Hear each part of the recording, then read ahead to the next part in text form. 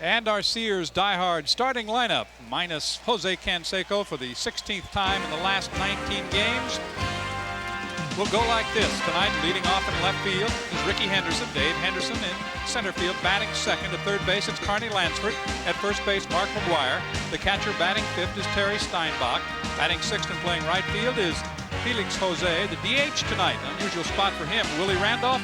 The shortstop, Walt Weiss. At second base, it's Mike Gallego. All right, the defense for the Toronto Blue Jays, George Bell in left field, Mookie Wilson, the center fielder.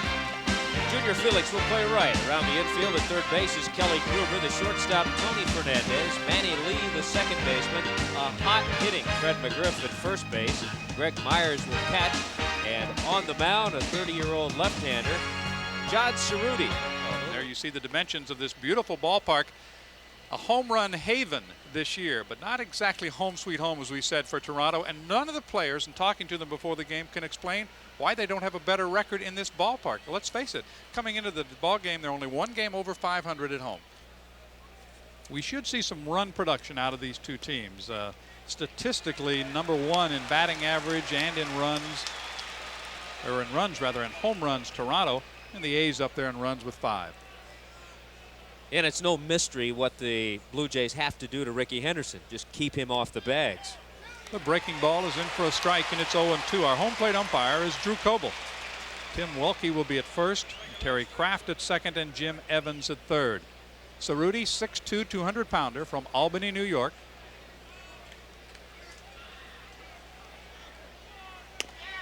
Fastball is just outside to the Oakland product, Ricky Henderson. 909 career stolen bases for Ricky. Lou Brock, not that far in front, certainly not out of sight, 938. I tell you, he makes that strike zone so small because of his stance, the way he leans over. Fouls it away.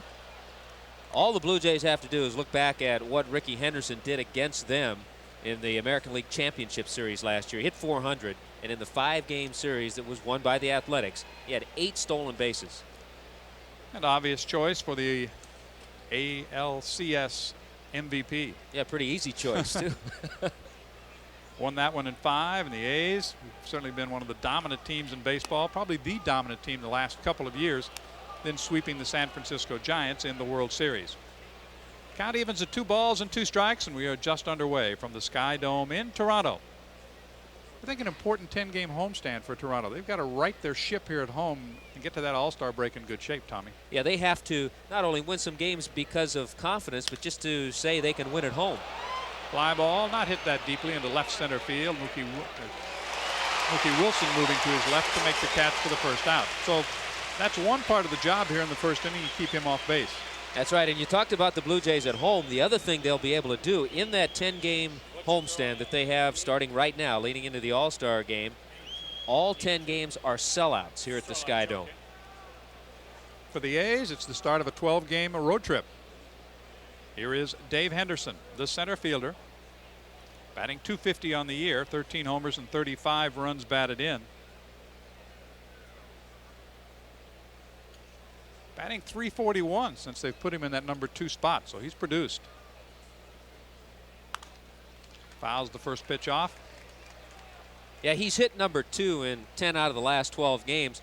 Most of that reason is because of the absence of Jose Canseco. So what Tony La Russa does, he has such a versatile lineup. He's able to move Carney Lansford into the number 3 spot. And then he also gave Dave Henderson the opportunity, by being the number 2 hitter, to see some more fastballs. That's a breaking ball that's fouled back. Canseco not in the starting lineup, and he's missing some signs that have been put together just for his benefit, obviously. When you sign a contract like he did, you're bound to see that when you go from ballpark to ballpark. Of course, the players discussing it as well. Talk a little bit about what Tony La Russa had to say about it as we go along. Hit well down the left field line, but it turns foul. The immediate person who might be affected would have to be George Bell, because his contract is going to be up. Yeah, George was interested in the signing, had some comments, said, well, I'm not a 40-40 man like Jose Canseco, but I can get up there 20-20 with consistency. He will be a free agent when the season comes around next year, George Bell. No balls and 2 strikes. The count on Henderson. 1 out and nobody on. The pitch is outside. Tony La Russa saying that he knows that his players and others are going to think about it, but he said they have to handle it professionally. They can't let it be consuming. They can't pop off publicly, regardless of what they think privately now about their own contracts. I'm not sure if that was aimed a little bit at Ricky Henderson or not, but he apparently is one of the players who's not real thrilled now with his deal. Well, he signed a contract, $3 million a year for 4 years, quite a while ago, and now Ricky is saying that he wants a little bit more. That's something that is a gripe with me. I think if a player signs a contract, live with it. The 2-2 and the count is full at 3-2. But as one of the other players said, it's not going to last long. Yeah, it's a record for now, but you know it won't be forever. It's like, can you top this? Swing and a miss. Good location with that pitch and a strikeout of Dave Henderson. Yeah, so far John Cerruti on the first 2 hitters has been able to get ahead. Got ahead to Ricky Henderson 1-2, had a 1-2 count, worked it to 3-2, and he actually fooled Dave Henderson on that fastball. Ball had a little sink to it. You could see on the swing by Henderson, he pulled his head out, so he didn't have a good view of that baseball. Carney Lansford batting .288 has already matched last year's homer total with a couple. 30 runs batted in. What a great season he had in '89. Second in the league with a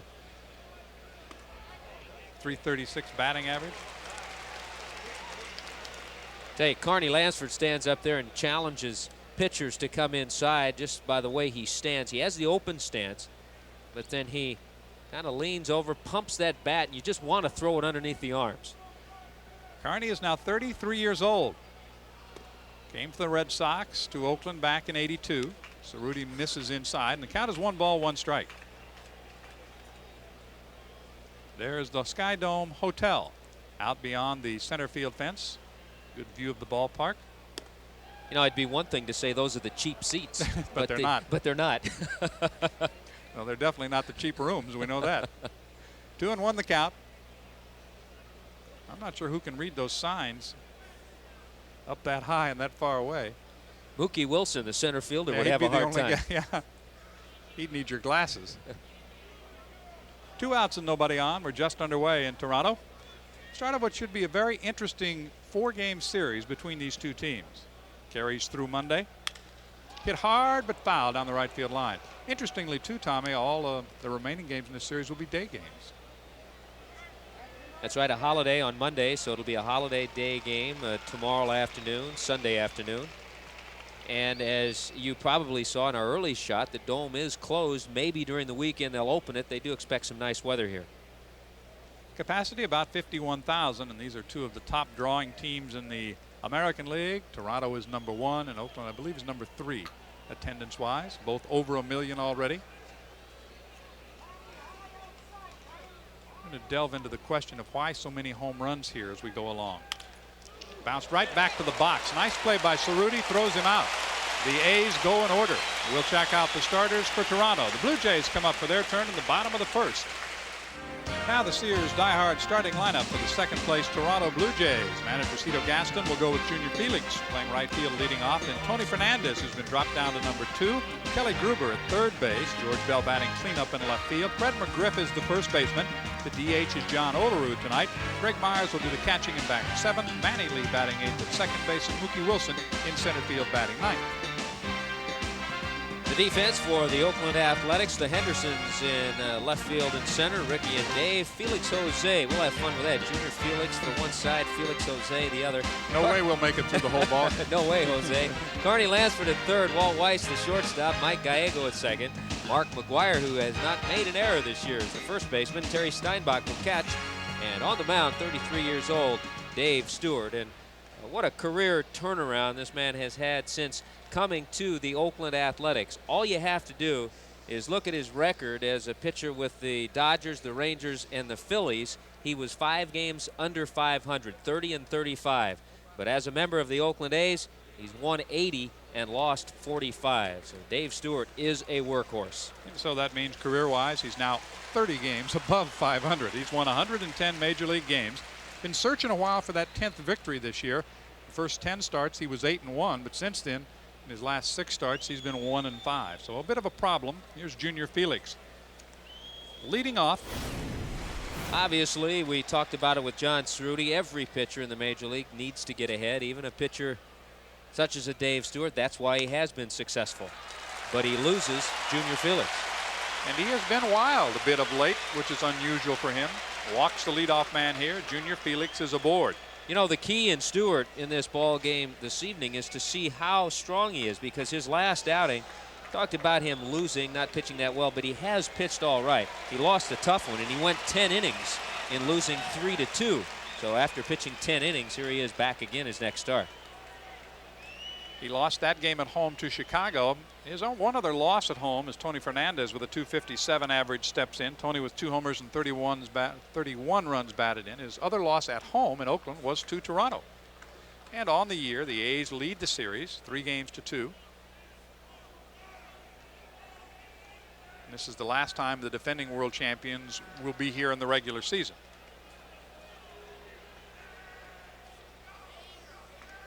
Junior Felix at first. Fastball rocketed foul. Caught a piece of the umpire. He was in foul territory, and Tim Welke may have a welt. Well, that's why Welke knew he had made the correct call, because standing in foul territory and then jumping, this shot catches a piece of Welke's foot, then kicks into fair territory. 0-1 on Fernandez. Felix, who walked, is at first. We're just underway. It's the bottom half of inning number 1 in Toronto.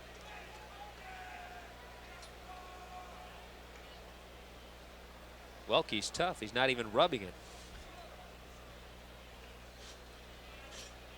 Has to be thinking about it a bit, though. Outside for a ball. Dave Stewart, lifetime against Toronto, 8-6, so kind of a .500 record against the Jays. Thing that he's able to do with his fastball and his forkball, he's the type of pitcher that if one isn't working, he can go with the other and still be successful. And then look out if they're both working. Fernandez struggling a bit of late, only 3 for his last 30. The runner going, the pitch outside, the throw to second is right there, and the out recorded. Gallego, the ball, and Felix got there at the same time. That was a remarkable play by Mike Gallego. What a tag as he gets the strong throw from Terry Steinbach. Felix trying to pick up his 11th stolen base. Watch Gallego. He short hops the ball and then makes the tag as he's lying on his back.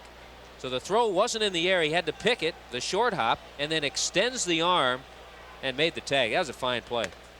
The pitch outside. The count goes to 3-1. So after walking the leadoff batter, Stewart has fallen behind Fernandez. 3 balls, 1 strike.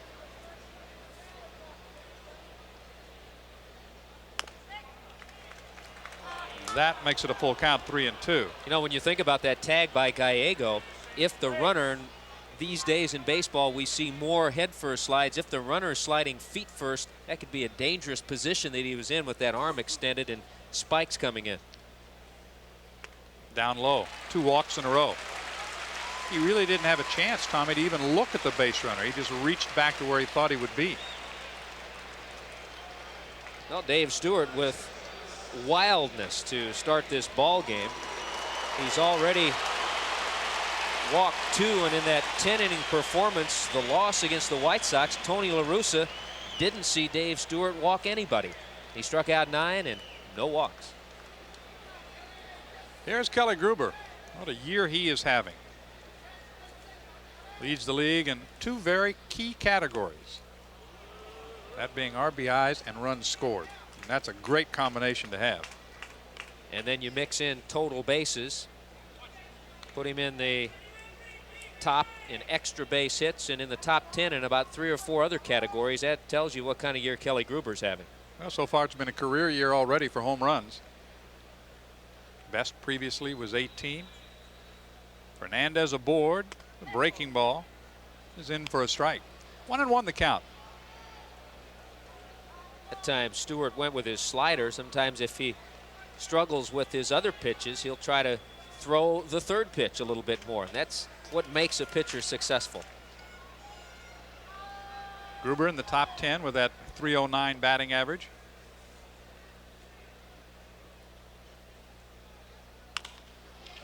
Bounced foul toward third. John McLaren is the Blue Jays third base coach.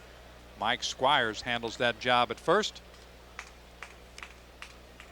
John Sullivan's in the bullpen. Gene Tennis is the batting coach, and Galen Cisco the pitching coach.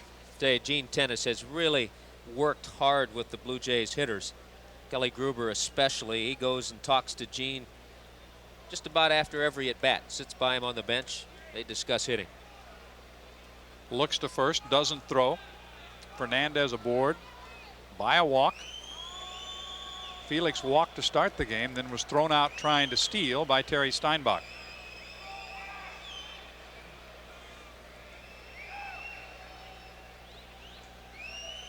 The 1-2 pitch is a swing and a miss. Got just a piece of it, the umpire says, and he'll take the bat back with him. Yeah, and what Dave Stewart told Kelly Gruber with that pitch, all of a sudden I found my forkball. Good arm motion. Fastball arm motion. The bottom just falls out of it. You can see Kelly Gruber swinging over the pitch. Even though he was on it, had a pretty good swing, Stewart picked up the strikeout. Here is George Bell. We talked about his problems in Boston. One for his last 16 now. But he still hit 5 homers in his last 8 games.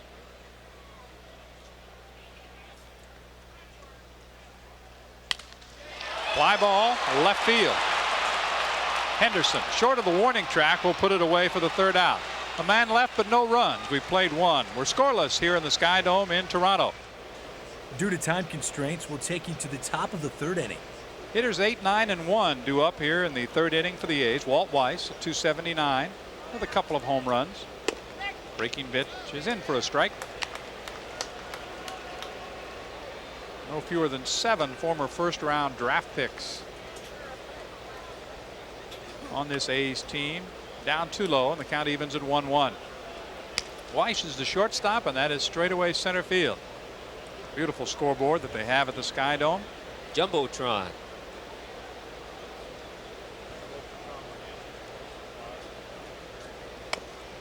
Up and in. 2-1 the count. Very confusing to a hitter. You have to really concentrate. I think in talking with players who come into the Sky Dome, it takes a little extra concentration. Hit well toward left field. Bell is back to the warning track near the wall, reaches up and makes the play. He banged up a White Sox sign and down he goes, but he's got the ball.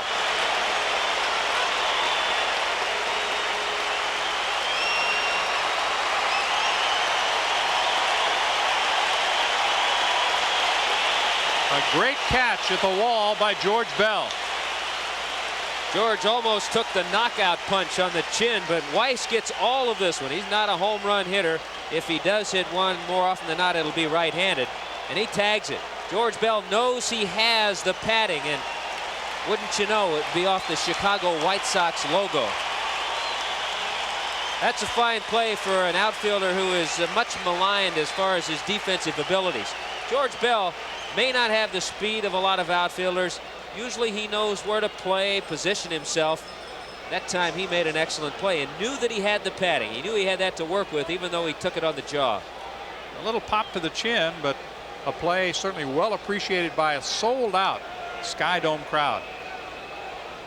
There are a lot of Oakland fans around, and they're not just front runners who went out and bought t-shirts. These are people who came into Toronto from the Oakland area to watch the series. Yeah, the bullpen enjoyed that one too. Breaking ball in for a strike to Mike Gallego.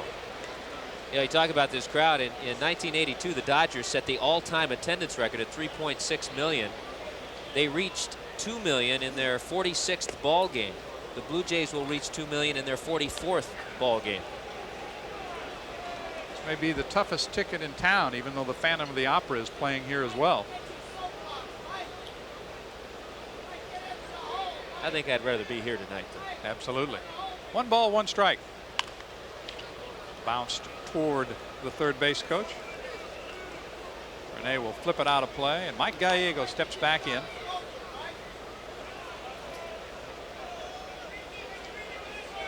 Gallego, another one of the players that Tony La Russa has that he can use. He did a fine job last year substituting at short.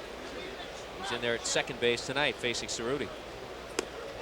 He was a draft pick of the A's, not first round though. He was a second round pick in 1981. Mike is 29 years old. He's not hit well away from the Coliseum, only 173 on the road. 1 out, nobody on. No score. We're in the top of the 3rd inning in Toronto. That's hit well toward Bell. 2 outs.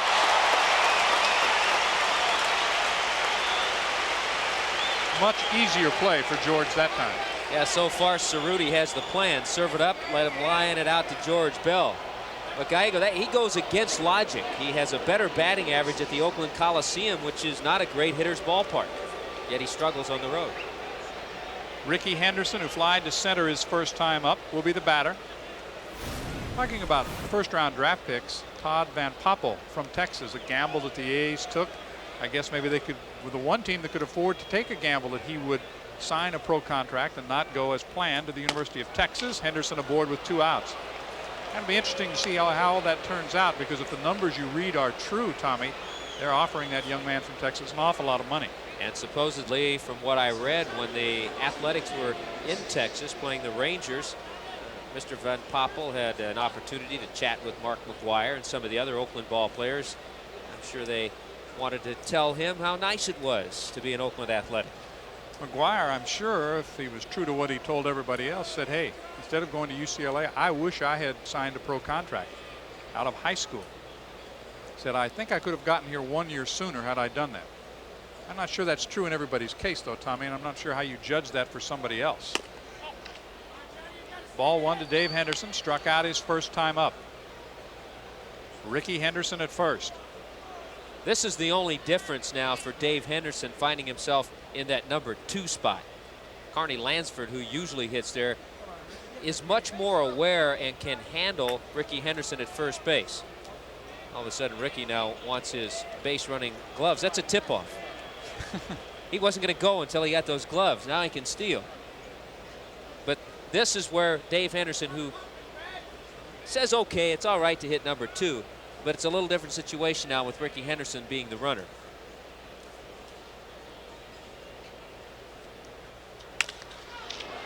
Hit well toward right center field. Junior Felix to the warning track, to the wall. The ball is gone. It just kept carrying and carrying and carrying, and out it goes. 2-0 Oakland on the home run by Dave Henderson, his 14th of the year.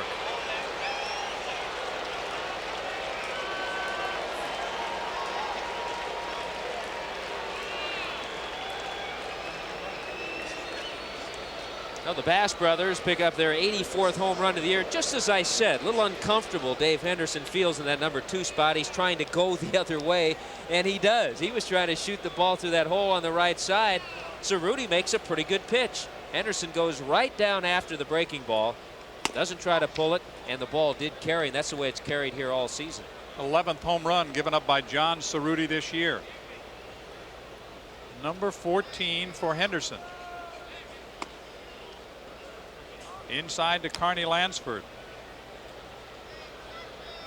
Henderson at this stage of the season just 1 short of the number of home runs he hit all of last year. 2-hopper to third. Gruber plays it in his midsection, throws him out to retire the side. But Dave Henderson's 14th home run of the year, 37 runs batted in. As we go to the bottom of the 3rd, it's 2-0 A's. Bottom of the 3rd is coming up here in Toronto.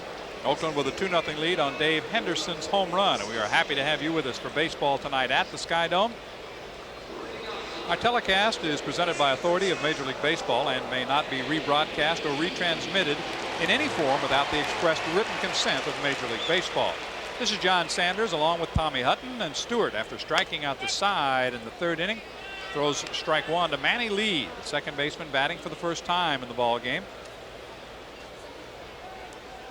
Manny Lee and Nelson Liriano have been flip-flopping at second base. Manny Lee, a shortstop by trade, but can play second base as well. Liriano was hit by a Roger Clemens pitch last night, hit on the elbow. Lee's been hobbled by a sore foot. He fouled a pitch off his foot. You know, interesting that Lee is a shortstop, but yet no other teams have been looking for shortstops have been able to pry him away from Toronto. Bounced weakly toward third. Lansford sidearms it to first for out number 1. Oakland was one of those teams. They were thinking of him at second base before they acquired Willie Randolph. Mookie Wilson will be the batter to face Stewart. This time the forkball. What happens when you're in front of that pitch? You hit it off the end of the bat. A bit of a cue shot. Lansford knew he had to hurry because Manny Lee gets down the line in a hurry, better than average. Mookie Wilson, since moved to the number 9 spot, is batting .267 in that position in the order.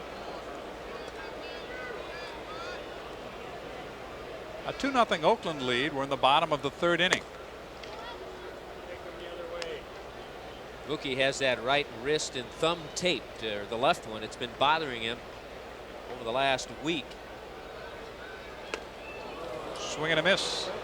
The count is 1-2 on Mookie Wilson. You noticed all of a sudden Dave Stewart, after that first inning when he struggled throwing strikes, came back, struck out the side. Now he's getting all 3 pitches, including the fastball and forkball, the slider as well. That last pitch, the good forkball. Stewart on the way with a 1-2. A swing and a miss. Another great pitch. He struck out 4 out of 5 and 6 out of 8.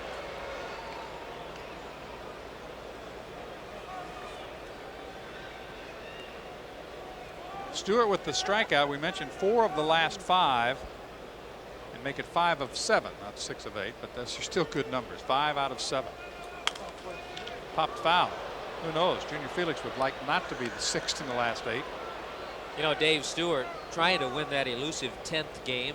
Been kind of tough for him, hasn't it? Yeah, it has, and also trying to become the first pitcher in a while to have 4 straight 20-win seasons. Last guy to do it? Hey, ESPN's Jim Palmer.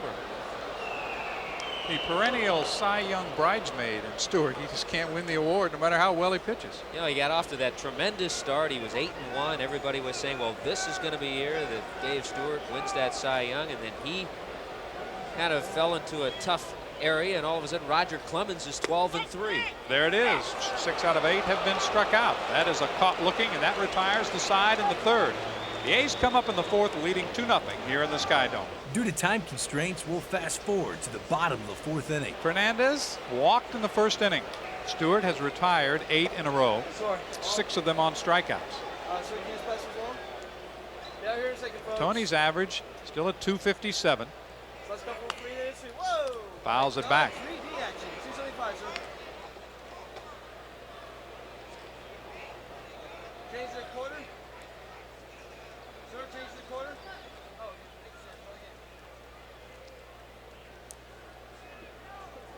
Stewart ready with the 0-1 pitch. Tails high and away. 1 ball, 1 strike.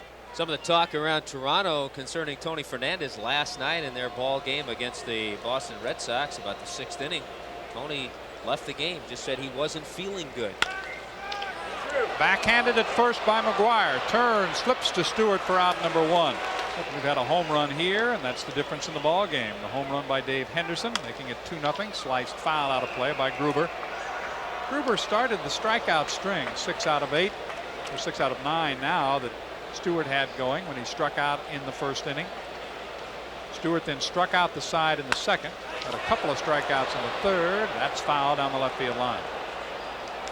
You know, it's kind of scary when Kelly Gruber, who, as we have mentioned, is off to such a great start, having a tremendous first half, but he feels right now that he still isn't hitting the way he would like. He's not staying back as much as he wants, and he doesn't think he's, over the last week or so, even though he's hit the ball well, he doesn't think he's getting as much production. What a play by McGuire to retire Tony Fernandez.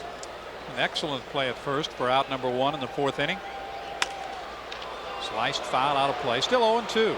Tell you the thing I like about McGuire, he's big and he may not have the range of some first basemen, but he plays off the line, especially on a hitter such as a Kelly Gruber, who you don't expect to hit that ball down the first baseline. He knows how to play his position.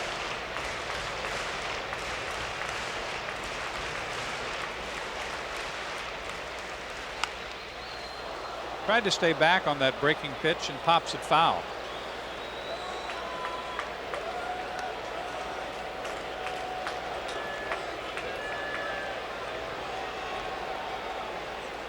I mentioned McGuire's play at first. He has gone 78 games without making an error. That one is bounced foul just outside of 3rd. Tell you, Stewart is really pitching. He's working his fastball. Good bit of hitting even for Gruber to foul that last forkball off because he was fooled.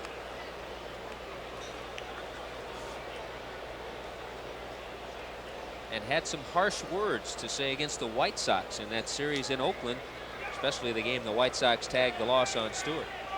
Yes, and they retaliated with some comments of their own. Breaking ball, hit into right center field.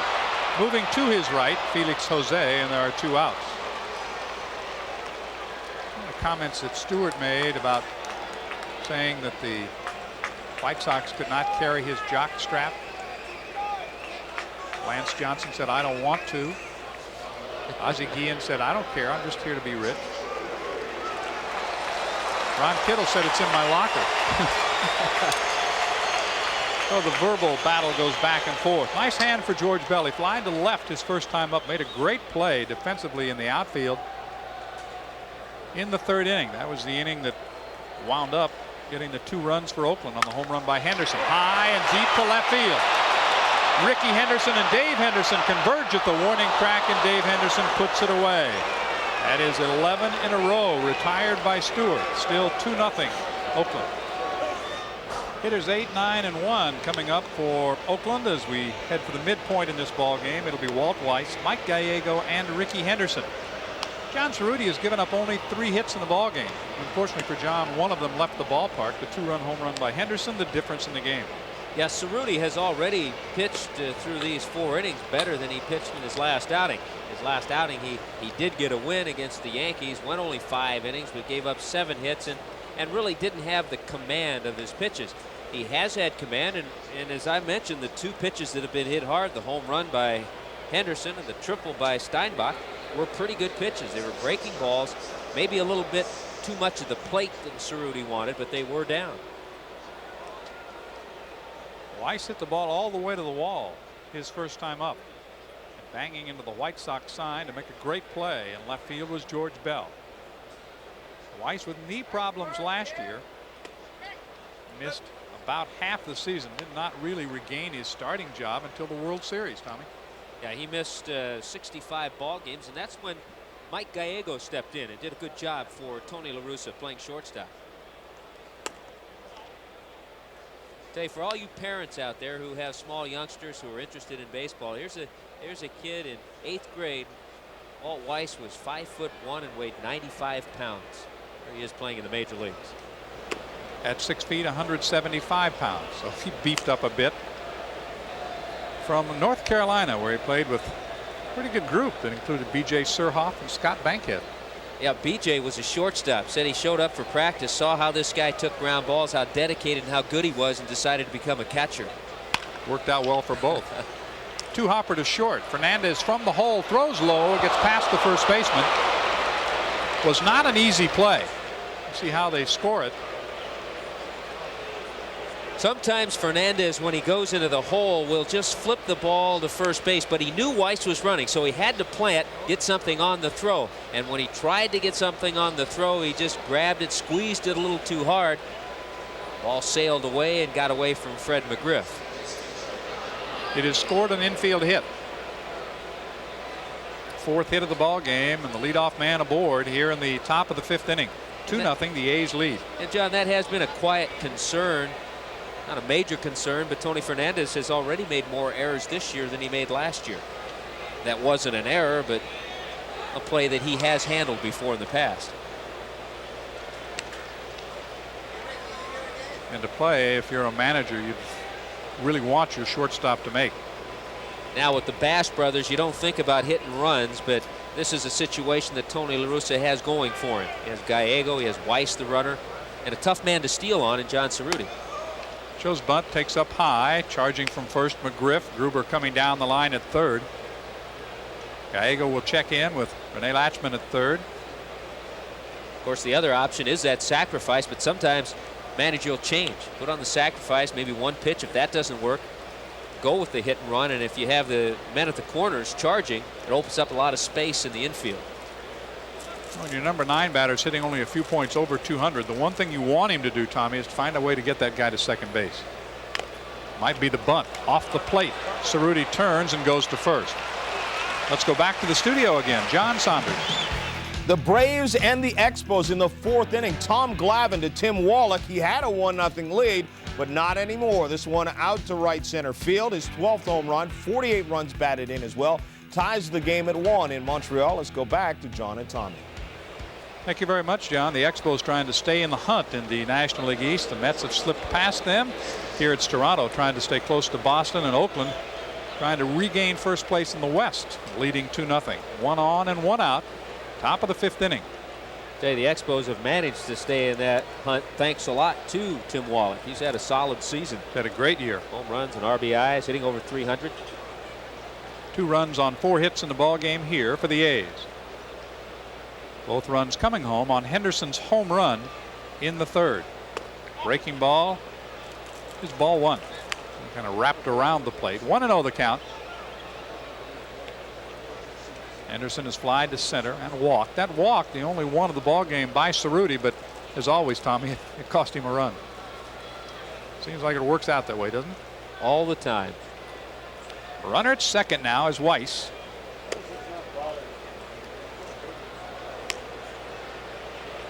You know, John Cerruti, as he works here to Ricky Henderson, who has had his troubles with runners in scoring position, but still always a threat when he's up there. Cerruti's a painter. He likes to paint in his free time. Hopes to, when he finishes his career, get involved a little bit more. He'd like to just paint the corners of the plate right here. Steps off. He's also the team player rep. It's not always an enviable position. A lot of extra work. You don't think there is, but there really is. Yeah, there really is. A lot of paperwork. You have to talk to the players, remind them about things that are coming up.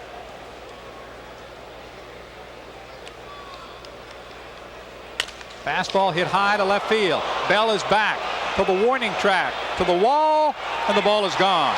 Second 2-run homer of the ball game, and the A's now lead it 4-0. Henderson was aboard for Dave Henderson's. This time it's Ricky with the home run, his 13th of the year.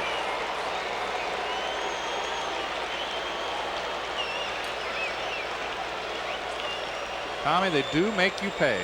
Well, we had mentioned earlier the damage that Ricky Henderson did in the championship series against the Toronto Blue Jays. The 8 stolen bases in the 5 games, the .400 batting average, but also 2 home runs. And that's the thing that Ricky Henderson can do. That's why he is the best leadoff man in baseball. He can hurt you in so many ways. And I really feel that if he ever played on a ball club where the stolen base wasn't that important, you tell Ricky Henderson that you need 25 home runs for him, and he'll do that. He already showed that. He hit 28 one year with the Yankees. Dave Henderson, who's homered and struck out. 5 hits for Oakland, 2 of them 2-run homers.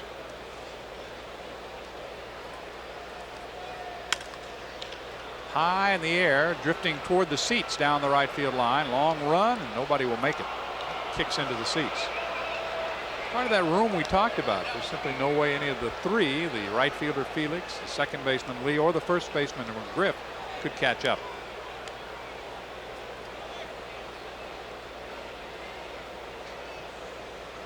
Henderson now has 26 runs batted in. Ricky, that is. Dave has 37. It's been the Henderson show here in Toronto so far. Looks like right-hander Willie Blair is starting to loosen up for Toronto. The only way you can see that is with the camera from the side. Breaking ball hit high and well toward left center field. Mookie Wilson is there to draw the bead and record the out. That's 2 here in the inning. Back to John Saunders. The Reds and the Mets, and long ball continues to do it for the Mets. Mackey Sasser just his 2nd home run of the year. A 2-run shot makes it 4-0. The Mets, their 89th home run of the year, as Alejandro Pena makes the catch out there with his hat. Let's get back to John and Tommy. Tell you what, Tommy, you could see from the reaction of the pitcher that was immediately a home run by Mackey Sasser. Hey, believe me, a pitcher, when he hangs a pitch and as soon as contact is made, he knows if it's going to be out. Lansford is 0 for 2. Good play by the pitcher Cerruti to get him in the 1st. Hit weakly to 3rd in the 3rd. 2 in the 3rd and 2 in the 5th for the A's, both courtesy the long ball. A little bit of a sore triceps has bothered Carney Lansford, who is now 10 for 27 in the Sky Dome. Line to short. The inning is over. Another 2-run home run for the A's with a halfway point tonight here in the Sky Dome. Back with the bottom of the 5th, it's 4-0 Oakland. McGriff, Olerud, Myers coming up. 4 runs, courtesy 2 home runs. First by Dave Henderson in the 3rd, then by Ricky Henderson in the 5th inning. And Dave Stewart has retired 11 in a row. That includes 6 strikeouts. He walked the first 2 batters he faced in the game here tonight.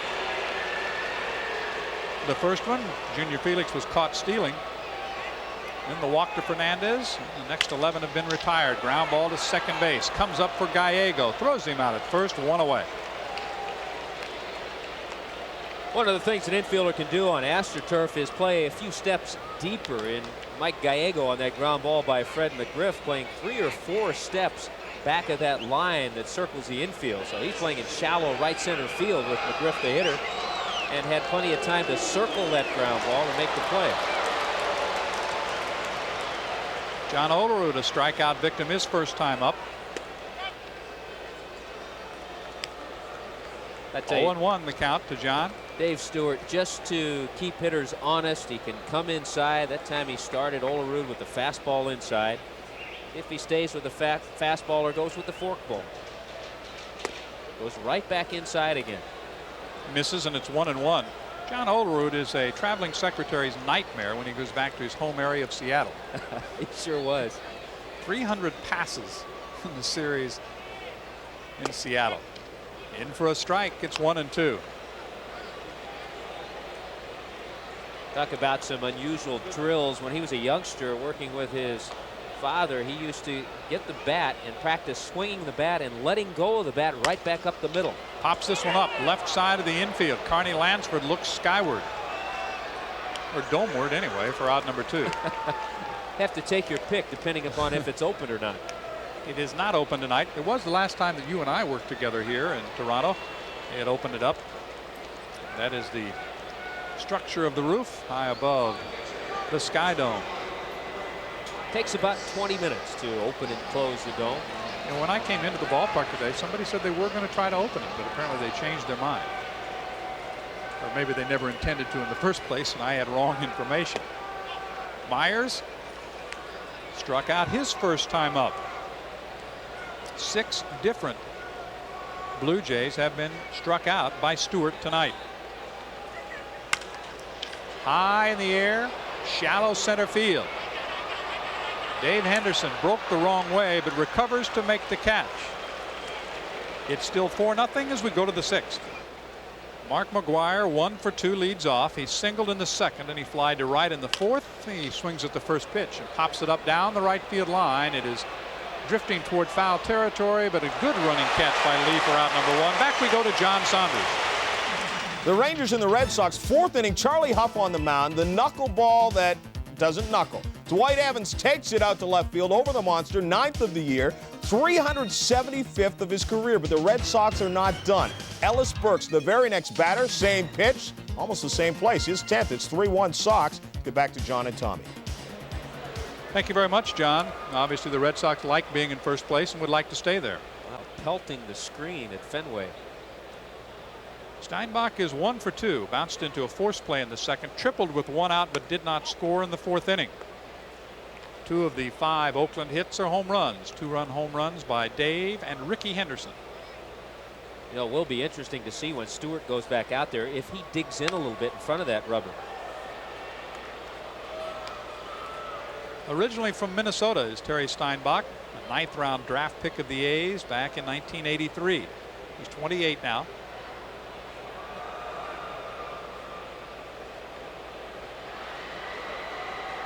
One out, nobody on. We're in the top of the 6th inning. Called strike. 1-2 the count. The thing that always impresses me about this Oakland Athletics ball club is that they have the depth, and it seems like when they have the key players injured, the Walt Weisses and Jose Canseco, Dennis Eckersley missed a lot of time last year. Others pick them up. Hit into left center field. That'll be a base hit. Steinbach gets his 2nd hit of the ball game, and he's going to try for 2. The relay, not in time. Got the ball deep enough out to left center field. As he rounded first, Tommy, he took a look and decided to go for it. And the key to that whole double is that when he did round first, he wasn't rounding at half speed. He was rounding at full charge. A lot of teams this year in the American League have been taking advantage of Mookie Wilson. Not an easy play because his momentum was taking him into left center field. But Mookie has just an adequate arm in center. He proved that by making some errant throws in Boston this week. So Steinbach, with his hustle, gets into scoring position. And obviously the book is when you get a chance to run on Mookie, do. And that's why they have team meetings, which is something the Athletics did have prior to the game tonight. Breaking ball in for a strike to Felix Jose. Is flied to center and grounded out. Average at 245 right now. Runner at second. Runner in scoring position for the A's, trying to add to a 4-0 lead. We're in the top of the 6th inning.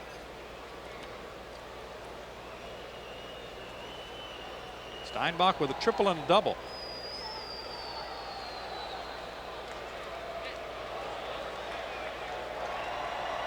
They appeal. Did he go around? No, says the first base umpire, Tim Wilkie. With a count of ball and a strike. That's also why teams have advanced scouts. They watch a club prior to the series that their club is playing the team, and you can pick up little things like that.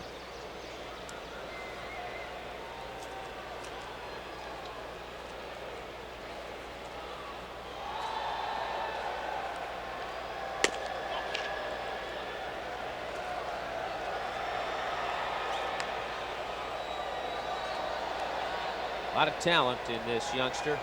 Has an interesting way of setting himself when he gets ready. Holds a bat real low, and then as the pitcher delivers, he brings it back, gets it ready to hit. He has not hit very well as a right-hander coming into the ball game. Only 185, and that's down with his 0 for 2 so far tonight. 2 balls and 2 strikes to count.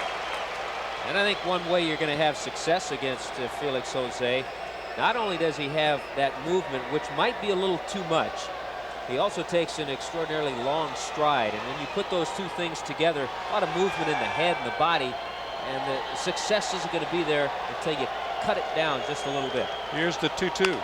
Hit on the ground to short. Fernandez will go to cut off that runner going to third. Steinbach is caught in the rundown. The runner goes to second, and it'll be Cerruti to make the tag. 6-5, 4-1 on the putout. But what happens is that Felix Jose and Terry Steinbach trade places. There are 2 outs. Which might not be all that bad, because Jose runs a lot better than Terry Steinbach. Number one, he makes a bad play. This is the good news, bad news play. But the good news is that he's able to stay in the rundown long enough to allow Jose, who has better speed than Steinbach, to get to second base. So after his mistake, just because you make a mistake, you don't put your head down and head to the dugout. You try to get out of it, and Steinbach did that. Willie Randolph steps in. He's 0 for 2. Jose is on at second base. 2 outs in the top of the 6th inning. Grounded back to the box. Cerruti makes the play. The out at first. The A's do not score. They still lead 4-0. And the Jays will still be looking for their first hit when we come back for the bottom of the 6th. Dave Stewart set to go to work as we go to the bottom half of the 6th inning. A lot of zeros up there. He has been just brilliant since the first inning. Walked the first 2 batters in the game. But since then, figure in a caught stealing there, he has retired 14 in a row. 6 of them on strikeouts. Those 2 walks came to the first 2 Jays who came to the plate. So it's up to Manny Lee, Mookie Wilson, and Junior Felix for Toronto here in the bottom of the 6th inning. And as we had anticipated, Stewart, when he walked to the mound before he took his warm-up tosses, did a little digging in front of that pitching rubber. Of course, you have to keep in mind that one's left-handed and one's right-handed, but you're right. That's the first thing that he did, was go out and start digging at the rubber. Yeah, and Stewart stands on the third base side of the rubber, the opposite side that Cerruti stands.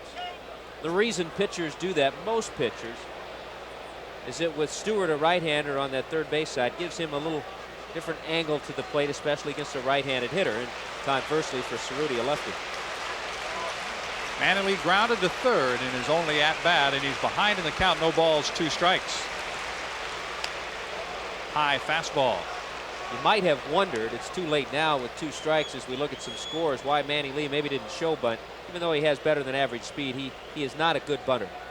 Twins are leading the Orioles in the 5th inning, and there is strikeout number 7 for Stewart. The first one he's had since the 3rd inning. Well, with the combination of the forkball and the fastball, once Stewart gets ahead, you just have to look for the ball. And Stewart that time throws the fastball right on past Manny Lee. Mookie Wilson, the strikeout victim.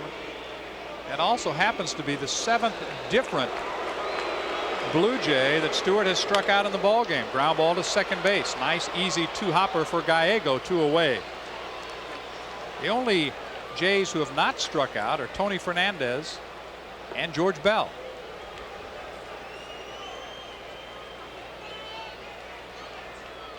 If you are thinking bunt base hit, this would be the chance with Junior Felix. Chicago continues to lead. Detroit and Kansas City are scoreless in the bottom of the second. Atlanta, Montreal tied. They're in the fifth in Montreal. The Phillies leading Houston in the sixth inning, 1-0. 4-0. The Mets keep it going. They lead Cincinnati. Tails outside to Junior Felix.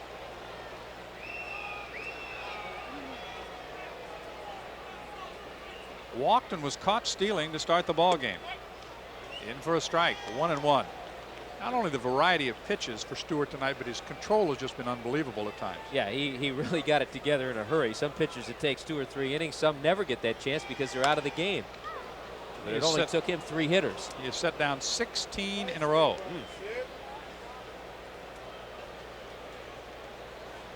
4 runs on 6 hits for the A's. Nothing but zeros for the Jays. Count goes to 2 balls and 2 strikes. You know, it seems like every time, too, since those 2 walks, when you look up at the scoreboard, Stewart has a Toronto Blue Jay hitter 0-2 or 1-2. Here's the 2-2. Flipped foul. Still 2 balls and 2 strikes. The fastball, the curve, and the forkball is really added to his repertoire. He's got all 3 going tonight. He's changed speeds well so far. 2 balls, 2 strikes, 2 outs, and nobody on. Bouncing ball towards second. Gallego scoops it toward first. 1, 2, 3, they go again. That's 17 in a row. We've played 6. It's 4-0. Oakland leads Toronto. The Jays are still looking for that first hit. Welcome back to the Sky Dome in Toronto. Along with Tommy Hutton, I'm John Sanders, and it's 4-0. The A's are leading Toronto. Some great numbers pitching-wise for Stewart.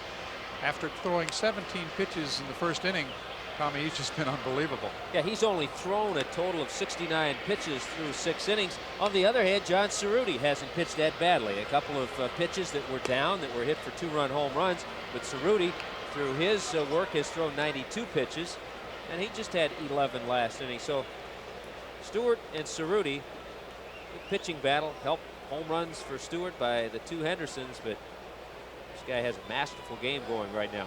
Really does. And he is, every pitcher has their own way of concentrating, but Dave Stewart, one of the best at keeping himself focused on that area on the mound, just looking in at the hitter. One who comes to mind is Steve Carlton, a former teammate of mine who used to do that. Line fair down the left field line. Weiss swinging and nailing the first pitch, drills it into the corner. Bell will play it as Weiss cruises to 2. A double for Walt Weiss. His second straight hit. Weiss crossed up the infield that time. Number 1, he gets a pitch that he can turn on, a breaking ball that he pulls, and you saw where Gruber was. Gruber playing off the line. And Weiss pulled it sharply right between Kelly Gruber and the third base bag. Good quickness by Walt Weiss to be able to turn on that pitch. Weiss at second to lead off the inning. Gallego, sacrifice bunt, moved Weiss to second his last time up, and same situation here, Tommy. If you're Gallego, your main job is to get him to third. That's exactly what he's up there for, and he's either going to try to push a bunt, maybe take the bunt up the third base line. Sure, he'll be bunting and not swinging. The Jays are looking for the bunt, and he takes the pitch outside. Yeah, well, he's been given the go-ahead by Tony La Russa, and Tony knows Gallego, knows that he's had success doing that, so he maybe will let him try to hit that ball to the right side. However you can do it, that's the way the manager wants you to get it done. Of course, as you said earlier, it can change from pitch to pitch. Didn't show bunt the first time, does the second, and it's 2 balls and no strikes.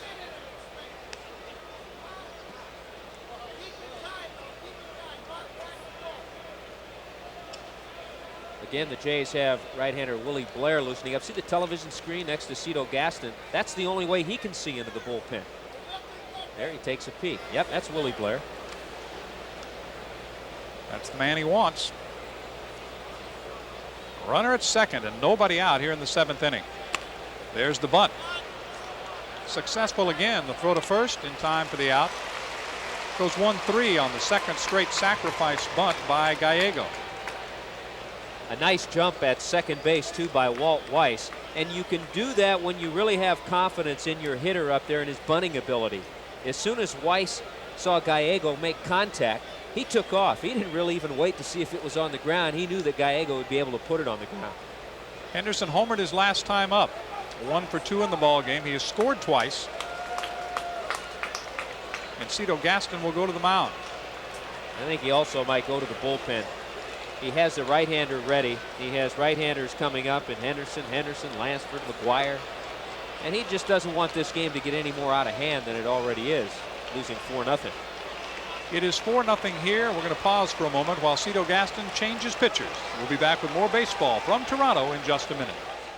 New pitcher is Willie Blair out of the bullpen coming on. 0-5 his record. At one point, Willie started 6 straight games, but with Key returning to the active roster, he is back to the bullpen once again. So Willie coming on to try to pick it up. This is his 16th appearance of the year. Yeah, you mentioned Jimmy Key had been out with a hamstring pull, was on the disabled list, so Willie Blair settled in as one of the starters. Yes, he is 0-5, and be very easy.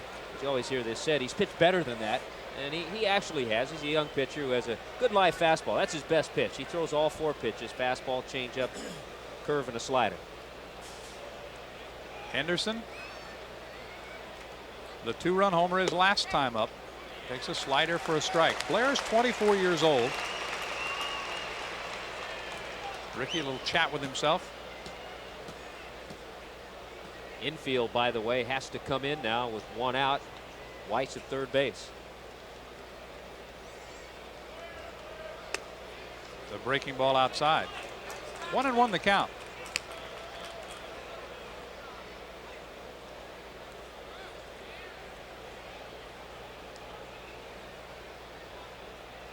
Just barely see that shoulder covering that Greg Myers has, the catcher, on his chest protector. High fly ball center field. Tagging at third is Weiss. Wilson makes the catch. Throw comes to the plate.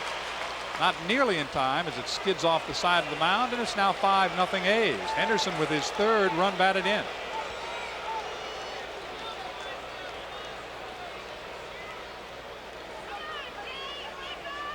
The A's comfortably in front now, 5-0 on the sacrifice fly. Well, we talk about the Oakland Athletics as they again take advantage of Mookie Wilson's arm. That's a tough play, though. Most center fielders can't throw the speedy Walt Weiss out right there.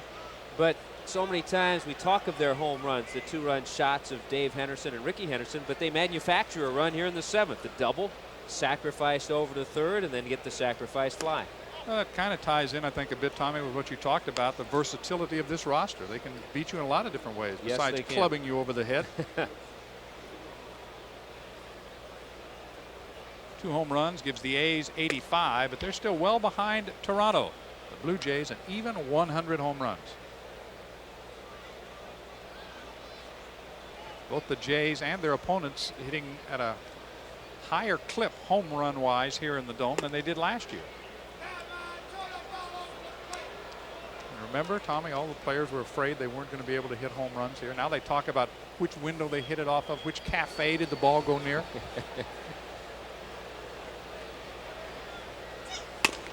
Up too high. Well, that's one of the reasons when the Blue Jays organization knew they were moving from cozy exhibition stadium to the Sky Dome, they looked ahead and thought that they had to revamp their lineup a little bit. That's why Lloyd Mosby became expendable. They wanted to get more speed in the outfield. Junior Felix, Mookie Wilson with speed, because they knew the spaciousness of this outfield. They didn't know the ball would carry the way it has, though. Lansford is grounded out twice and lined out. Henderson aboard, and only the 2nd walk in the game by Toronto pitching. A bouncer towards short. The easy flip to second, but one more for the A's. They lead at 5-0. Bottom of the 7th is next. 7th inning stretch in Toronto, and the Jays need all the help they can get. Stewart has retired 17 straight. He is not allowed to hit as we go to the bottom of the 7th inning. Fernandez, Gruber, and Bell trying to do something about it. You know, the Jays haven't been able to collect a base hit, but we like this game of statistics that we have grown to love so much. And one of the statistics tonight, The Blue Jays' wives this weekend conducting a food drive have collected 11,000 pounds of food tonight. Canned goods. But their husbands can't collect a hit. Can't collect a hit. Fernandez has walked and bounced back. Bounced out in the ball game. For a man who threw 10 innings his last time out 5 nights ago, Dave Stewart is not coming up short with his fastball. That's been a #1 pitch for him this evening. Tony retired on a good play his last time up. Hits this one foul, out of play beyond the Blue Jay dugout. Back among the 51,000 who are on hand. The sold out crowd. Every game on the homestand, and there are 10 of them sold out.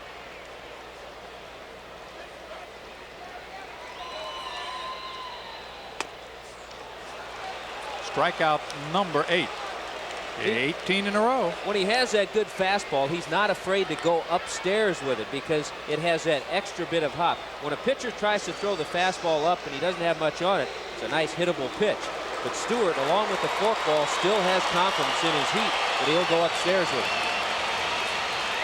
He has struck out 8 different Blue Jay batters. Gruber struck out in the first. He's also flied out 0 for 2.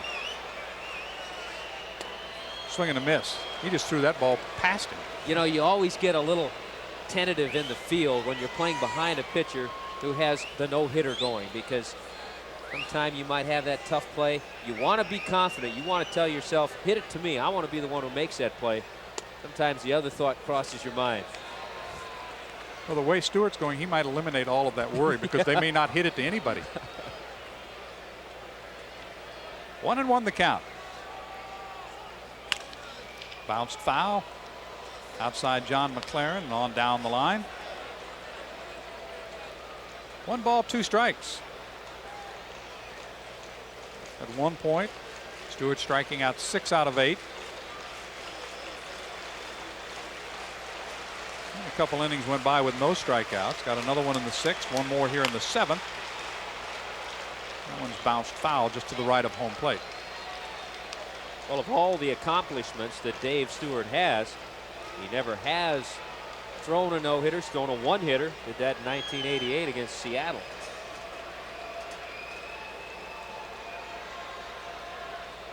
One ball, 2 strikes. La Russa has seen a few. Fouled away. This is the kind of ball game it doesn't take a lot of managerial skill to write down the lineup and then just kind of settle back. Yeah, it's 5-0. Look how relaxed he looks. Why not? 1-2 the count. Stewart maintaining his concentration. Hit hard on the ground to short. Weiss stays with it, 2 away.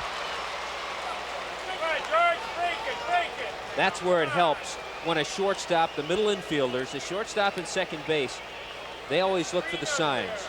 That pitch, the forkball, a little off speed. As Stewart was making his delivery, Weiss took a little step toward the hole.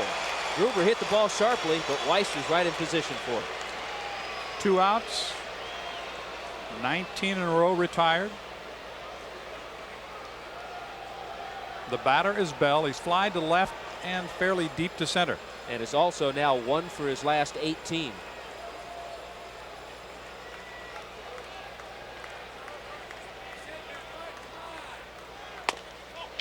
A little bit high for a ball. 1 ball and no strikes.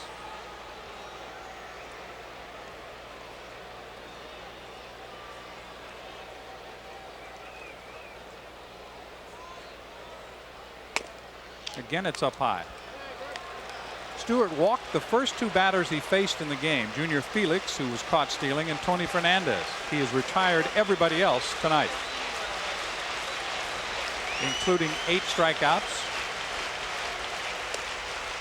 Now behind in the count, 3-0. Really the first pitch we've seen him overthrow since that first inning. And if memory serves me correct, first time he's gone 3-0 since that first inning. 3-1 now. He did go 3-1 on those first 2 hitters and wound up walking both of them. Bell not happy with that last call too. He thought the ball was up.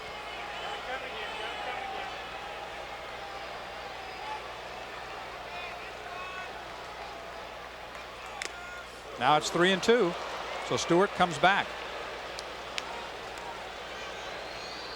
If you want to have a 3-1 swing and instruct young hitters how to take a 3-1 rip, this is the kind of swing you want to have.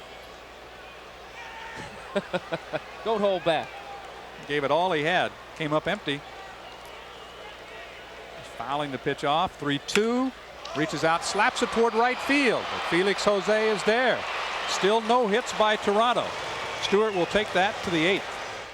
Dave Stewart will sit and wait. 6 outs away from his no-hitter. McGuire, a base hit his first time up. Since then he's flied to right and popped out to second base. Hits it on the ground to short. 1 away.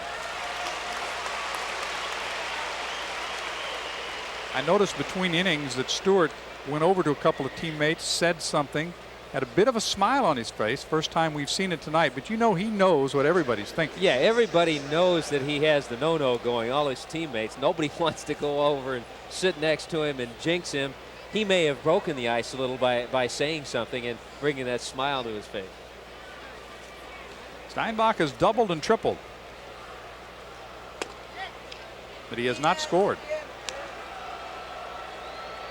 Lifted his average a bit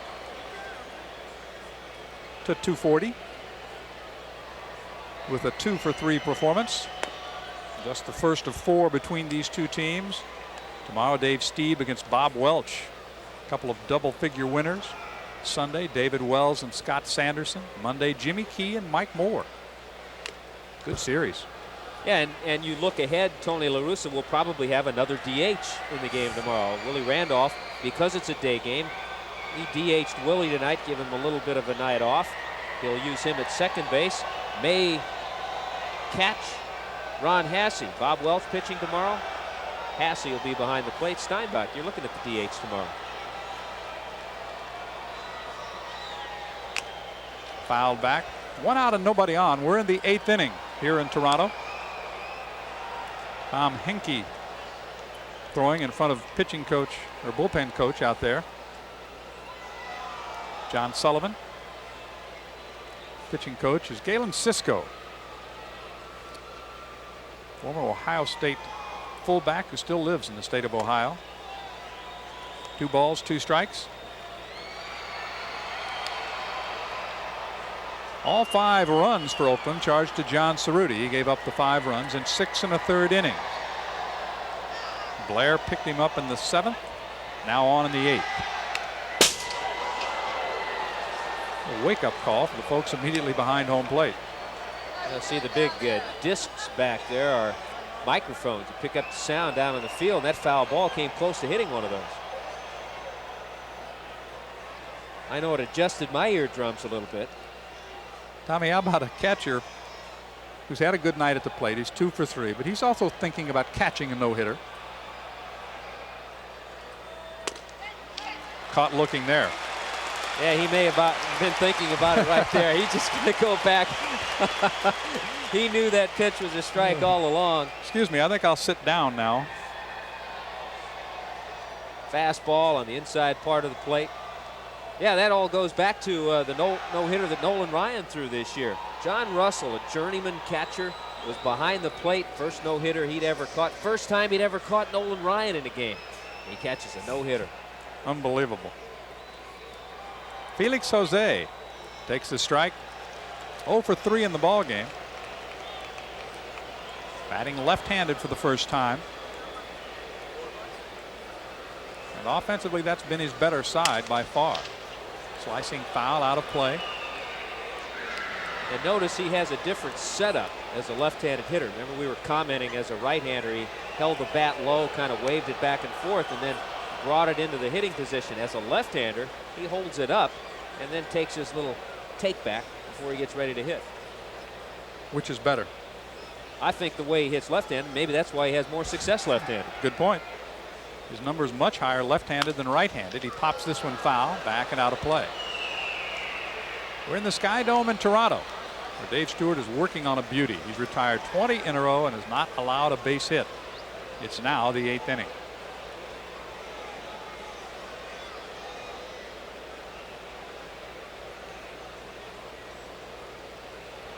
A couple of 2-run home runs in the ball game by Oakland. One by Dave Henderson, the other by Ricky. And Ricky Henderson with the 5th run batted in as well on a sacrifice fly. So they've accounted for the offense, and Dave Stewart has done the rest. You know what's great about this game of baseball? All around the league right now, in the American League and the National League, word has gotten out through some report, probably our updates from Baseball Tonight. Guys sitting on benches saying, hey, Stewart's got a no-no going up in Toronto. Swing and a miss. And that is it. We'll go to the bottom of the 8th. Can Stewart keep it going? We'll find out when we come back with more from Toronto. McGuire, McGriff, Olerud, and Myers due up. And we are set for the bottom of the 8th inning. McGriff, Olerud, and Myers due up. Stewart has maintained that same look, that same intense concentration since the 1st inning. Changed speeds and got it in for a strike. McGriff didn't think so. And you look back at this ball game, you and I were talking about it between innings, John.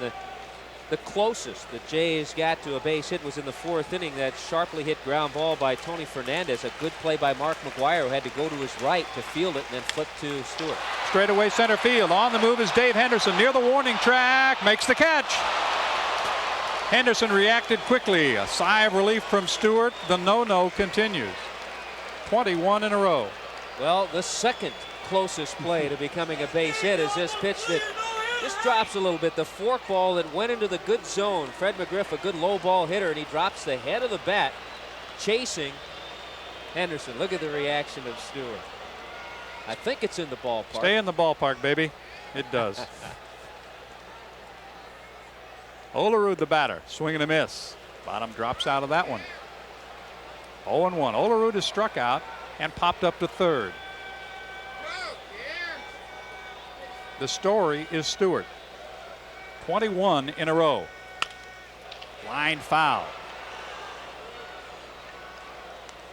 And the hitters in this inning for the Toronto Blue Jays are not the type of hitters. They're not speedy runners. They're going to try to drop down any kind of a bunt. McGriff, Olerud, and Greg Myers, the left-handed hitting catcher, to follow. No balls and 2 strikes. Just off the inside edge. 1-2. And that's just where he wanted to miss. He's telling himself, with that fastball, if I'm going to miss, it's going to be off the plate inside and not the other way, right down the middle. Fouled back. Still 1-2.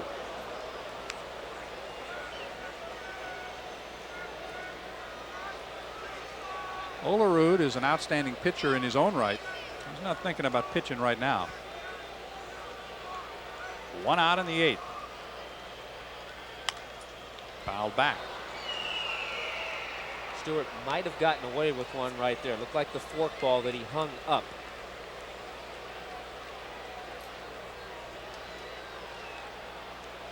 I'm sure that Terry Steinbach is thinking very hard about each pitch selection. Out of play again. Still 1-2. Steinbach held a target. He wanted that fastball. He wanted up. Remember, we talked about it before with Fernandez hitting. Stewart still has the good fastball. Even though we're in the 8th inning, he's not afraid to go up with it, get the strikeout or the long fly ball. Ready for another 1-2 to Olerud. Breaking ball popped foul. That'll get out of play. You know, you could tell it's tough from the dugout to relay signs to a hitter. Those last 2 pitches, Steinbach gave the target up for the fastball. The last time he went down with his target because he wanted the forkball down. See where he goes with his target. See, he went up, fastball. There it was. Just got a piece of it.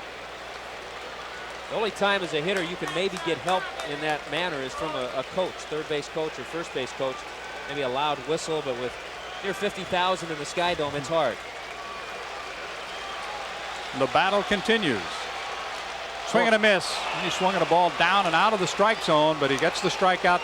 Number 9. First player he struck out twice, and now he is 4 outs away from the no-hitter. And again, the target, look where Steinbach wants it down. He got it way down, that forkball out of the zone. And after seeing some good fastballs, he makes Olerud chase a pitch out of the strike zone, and the youngster hasn't done that all that often. He has a good eye. Myers is 0 for 2.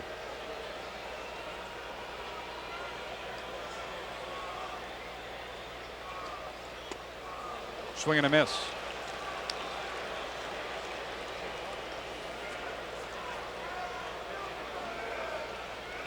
Myers has been bothered by that left shoulder injury. 22 batters in a row retired by Stewart.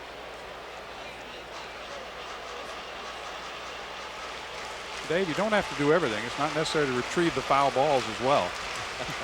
They'll give you a new one.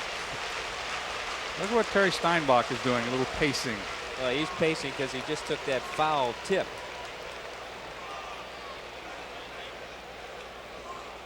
Got to regroup. No balls, 2 strikes. Stewart with 9 strikeouts.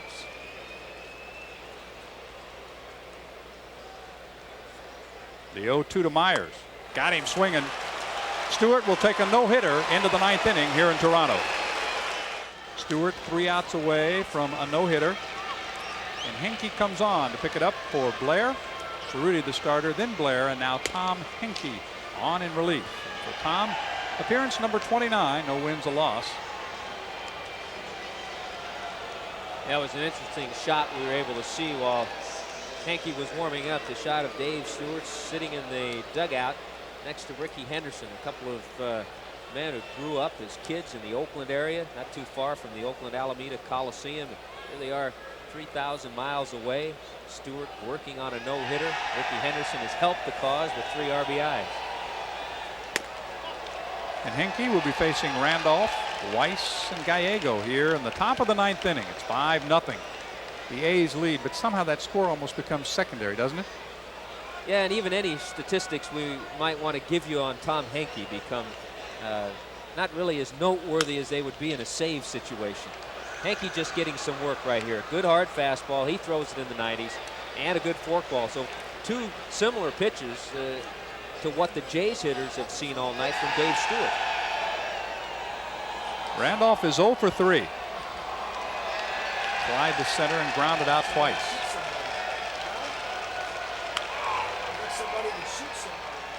First time this year, as Tommy mentioned, that Willie has been in the DH. Stop and think about it. La Russa has used 2/3 of his position players as DH during the course of the season already. That means if you don't want to be a DH, you better hide someplace because he'll find you.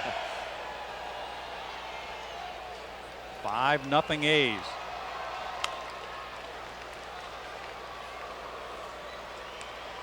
And we've mentioned Dave Parker, who filled that role last year. Just picked up his 2,500th hit last week. And Parker looks in better shape than he's looked in 5 years to me. He's lost weight. Check swing foul. I told him the other day that greed was setting in. He wants to play as long as he possibly can. That's right. And you sure saw him a few years with the Pirates in those lumber company years. 3 more outs to go for Stewart. All he wants to do right now is get back out Yeah, there. he'd like to go now, I'm sure.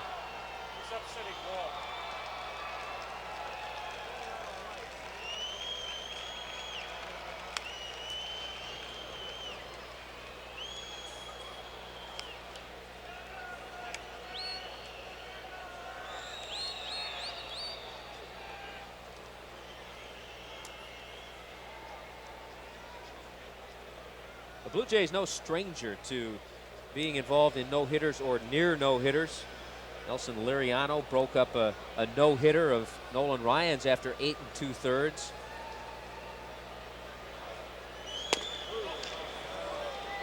Two balls and 2 strikes now on Randolph.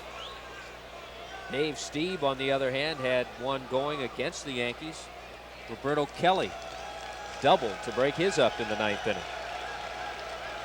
And Stewart will take his into the 9th inning tonight.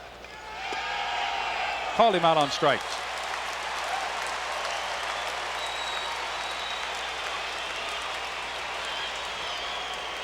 Well, he can't believe it, but Stewart's just saying, make sure you give me that pitch too, Drew Coble, next inning.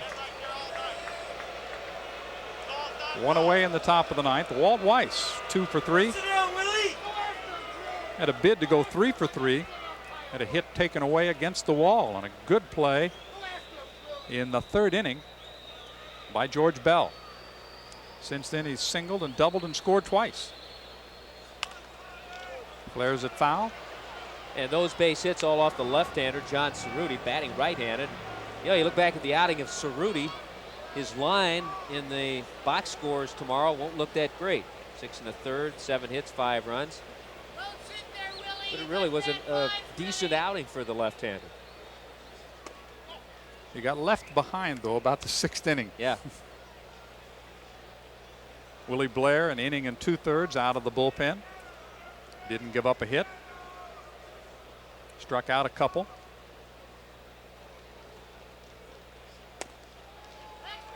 Two and 1 is the count on Walt Weiss. You know, some fans have actually left to try to beat the traffic. There are some traffic problems here exiting the Sky Dome, but not as many as normal. Believe me, with a 5-0 lead, you would usually see more empty seats.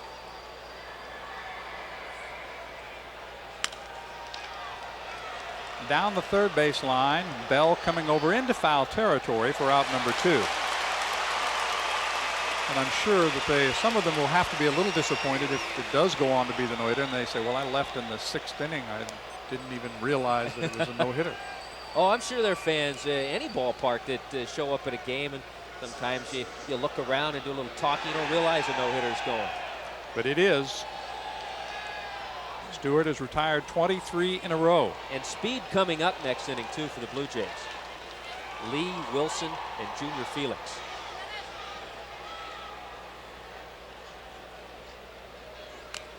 Fouled back. To tell you the truth, though, as I looked at it, though, the one guy that I was more concerned about, obviously Bell is obviously a problem, but is the bat control of John Olerud as far as picking up a base hit. He battled him long and hard in the 8th inning, finally struck out. Yeah, he did. Look, he's thinking about the no-hitter. Next to him, Jose's working on his left-handed stroke. You know, throughout all this, John, we haven't even mentioned Jose Canseco very much since the 1st inning. Hasn't been any reason to. I mean, these fans went to a lot of trouble putting together these great signs for him, welcome him with his new contract, and he hasn't played. Swing and a miss. Down on strikes. We'll go to the bottom of the 9th. Stewart looking for 3 more outs for a no-hitter. Here we go to the bottom of the 9th inning. Stewart has retired 23 in a row. He walked the first 2 batters he faced here tonight, Felix and Fernandez. Felix was caught stealing. Fernandez was stranded. It's 5-0.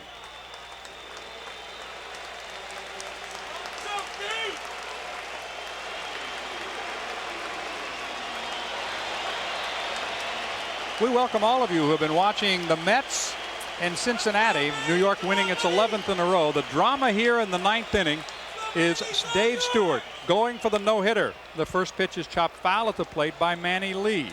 Lee is 0 for 2. Stewart has struck out 10. He walked 2. They were the first 2 he faced tonight. I'm John Sanders along with Tommy Hutton, and we're delighted to have you with us for the final inning of this ball game in Toronto. 1-1 the count.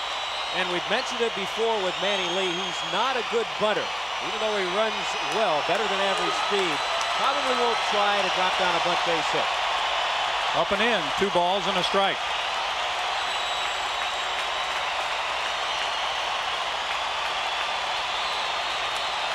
Defensively for the A's, the play of the game, Tommy talked about it earlier, probably came in the 4th inning.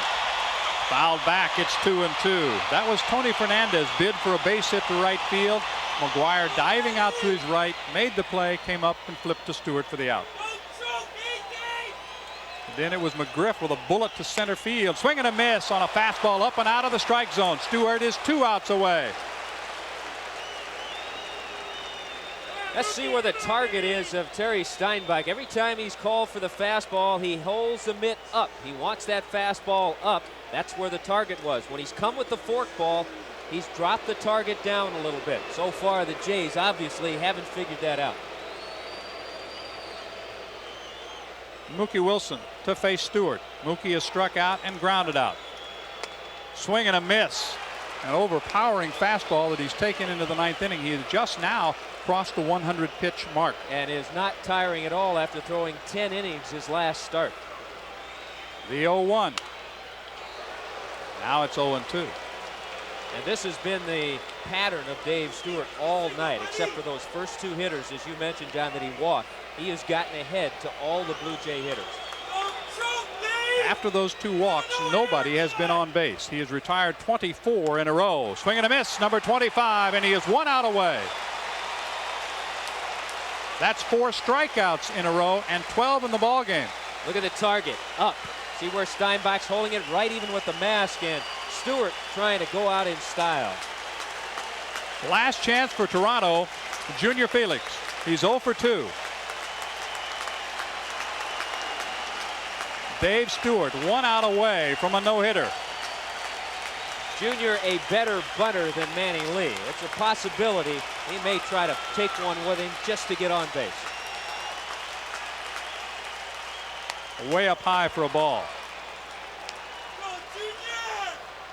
Dave Stewart on August the 4th of 1988 pitched a 1-hitter against Seattle.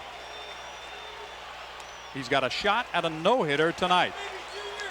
Balls behind, 2 balls and no strikes.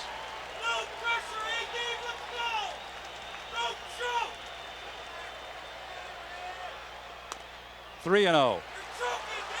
Really hard to control that adrenaline. Stewart knows where he's at in the game. He knows he struck out 4. He has 1 more out for a no-hitter. Trying to overthrow a little bit too much. 3-1. Felix was the first batter he faced, and Dave would like to see him be the last.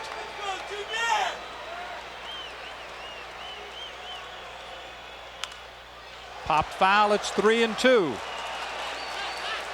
Stewart might be 1 pitch away from a no-hitter. And he's just thrown nothing but fastballs to Junior Felix. And the Blue Jay fans hoping to see a no-hitter. Here's the 3-2.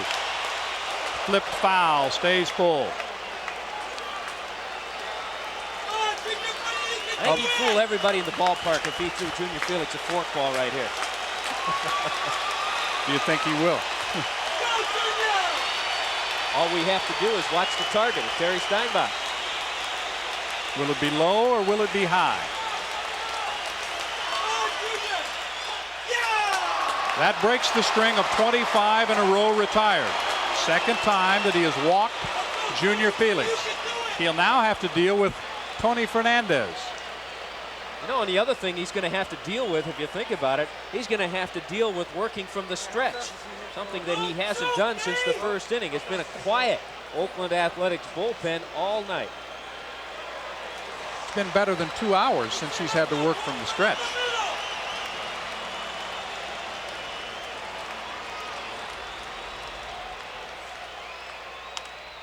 Popped up and out of play. Obviously, the infield of the Oakland Athletics not worried at all about Junior Felix. So Mark McGuire, the first baseman, well back of him. And some protection at third as Lansford plays maybe a step or 2 in front of the bag at third. Fly ball center field. Dave Henderson makes the call. A no-hitter for Dave Stewart.